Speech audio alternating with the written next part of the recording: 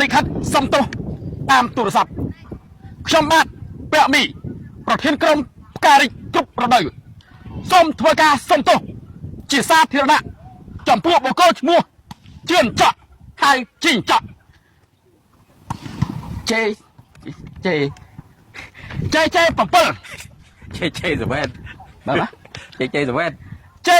7 ដោយមូលហេតុការប្រកួតការពីថ្ងៃមុនយើងខ្ញុំដាក់ជីងច័កលេងបានតែ5នាទីក៏ដូរចេញធ្វើឲ្យ JJ7 ខ្មាស់គេយ៉ាងខ្លាំងដូចដើរស្រាតកុំសើចពីពួកសុំទោសគេហ៎ដូចដើរស្រាតកណ្ដាលផ្សារអញ្ចឹងដូចនេះដើម្បីព្យាបាលជំងឺផ្លូវចិត្តលោកច័កខ្ញុំបាទពាក់មីសូមធ្វើសន្យាថានៅថ្ងៃទី31ខែ5ខាងមុខនេះដល់ណាទេក្នុងការប្រកួតពានរង្វាន់សុខីលិច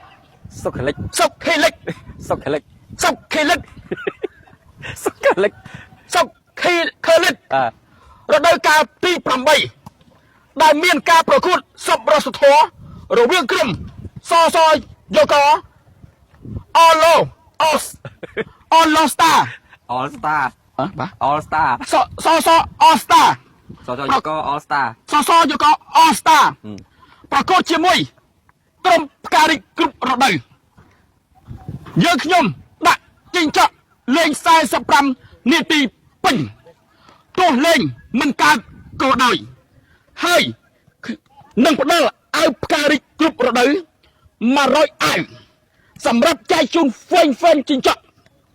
ដូចនេះសូមលោកជឿនច័កហើយជីងច័កឬក៏ JJ7 ទទួលការសុំទោសនេះពីខ្ញុំត្រៀមខ្លួនសម្រាប់លេង45នាទីពេញដូចនេះសូមលោកប្អូន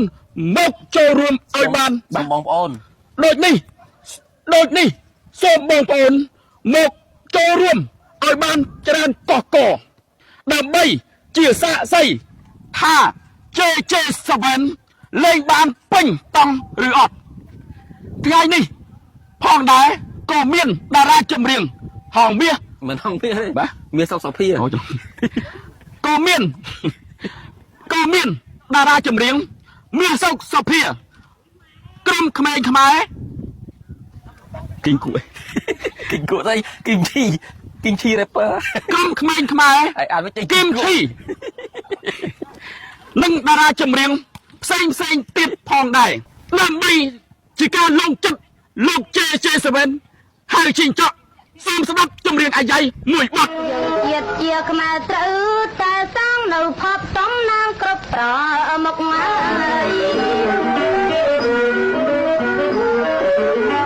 យើងជាតិជាខ្មែរត្រូវតែសាងនៅភពសំណាងជាប្រមុខកសាងកសលផ្ដល់នៅសុខសាបយើងរួចសុខភ័យវេរី